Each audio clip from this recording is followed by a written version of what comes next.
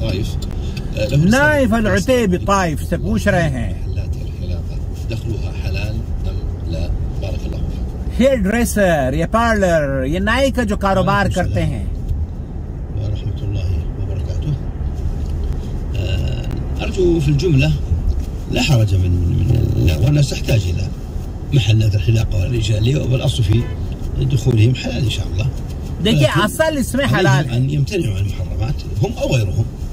असल इसमें हलाल है, लेकिन अगर कोई काम ऐसा करते हैं जो कि गैर शरई है तो वो जायज़ नहीं है। الكفار أو الفساق فهذا كله ينبغي أن يمتنع عنه ولا يجوز، ولكن في الأصل لا شك أن الناس تحتاج إلى الحل। असल जायज़ है, लेकिन अगर आप उसको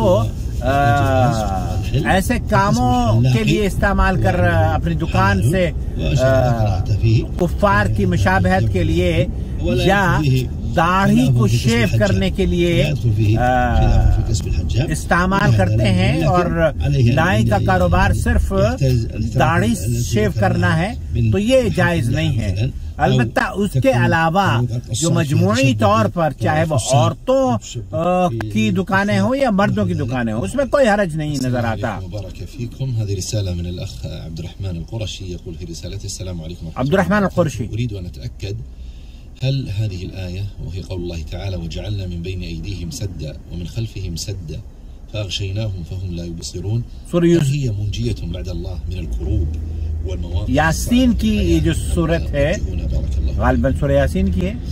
वालेकुम अस्सलाम रहमतुल्लाहि व बरकातुह। वालेकुम अस्सलाम व रहमतुल्लाहि व बरकातुह। القرآن كله خير وكله इलाज व शिफा। इसमें तो कोई दो राय नहीं है कि कुरान करीम की हर सूरत हर आयत मुबारक और उससे गमों की दूरी और शिफायाबी नसीब होती है।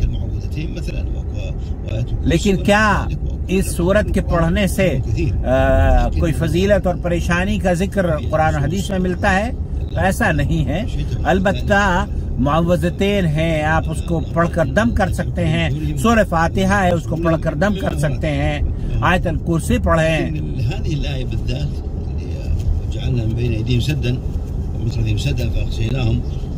فهم لا يبصرون هذه وردت في بعض الآثار، يقال أن النبي صلى الله عليه وسلم قرأها على المشركين الذين كانوا يريدون قتله حينما أراد الهجرة، فخرج عليهم बहुत से حتى بلغ هذه الآية فأعمى الله تعالى أبصارهم عنه وسقطت أذقانهم بالنوم. جاء ذلك في سيرة ابن هشام وزاد المعاد عند ابن القيم، وذكر القرطبي أيضا أن بعض السلف قرأ هذه الآية فستره الله تعالى عن أعين العدو. فمن قرأها مع عدم اعتقاده بخصوصها أرجو لا حرج إن شاء الله. وبعض العلم يقول ولعل هذا من خواص القرآن التي ذكرها أهل العلم ومستندها تجارب الصالحين، ولا يصح رفع شيء منها إلى النبي صلى الله عليه وسلم كما قرره جمع من أهل العلم। अहले इल्म का इस आयत के बारे में बहुत से अहले इल्म ने लिखा है कि इस आयत को अल्लाह के रसूल सल्लल्लाहु अलैहि वसल्लम ने कुफ्फार पर पढ़ा उस वक्त के जब आप पर कुफ्फार हमलावर हो रहे थे, और आप ने इस आयत को पढ़ा तो उनकी आंखों से उन्हें अल्लाह के रसूल सल्लल्लाहु अलैहि वसल्लम नजर नहीं आए। और बहुत से अहले इल्म ने अपने तजारिब से लिखा है, अपने तजुर्बे की बुनियाद पर लिखा है कि इससे ये फायदा हो सकता है कि जब आप इस आयत को पढ़े वजअलना मिन बैन अयदीहिम सद्दन व मिन खल्फिहिम सद्दन फअग़शयनाहुम फहुम ला युबसिरून, वो ये देख नहीं पाएंगे। तो ऐसी ये उनके तजुर्बात पर मबनी हो सकती है बात। जो अहादीस या असर इस सिलसिले में वारिद हुए हैं वो सेहत के एतबार से सही नहीं है। वल्लाहु ताला अअलम।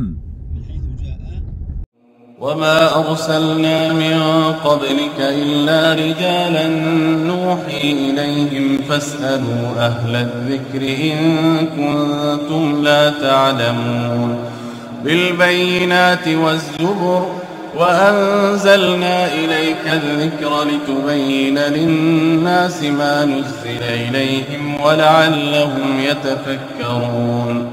أفأمن الذين مكروا السيئات أن يخسف الله بهم الأرض أو يأتيهم العذاب من حيث لا يشعرون